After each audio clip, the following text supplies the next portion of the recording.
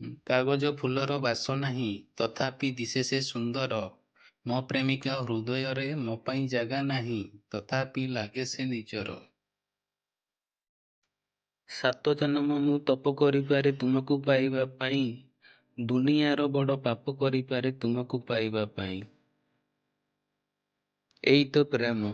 କି ଲେଖା ଲେଖିବି କଲମ ଧରିଛି, ମୁଖେ ନାହିଁ ମୋର ଭାଷା। ଆଉ ତୁମ ସାଥେ ଦେଖା ହବ ବୋଲି ମନରେ ନାହିଁ ମୋର ଆଶା।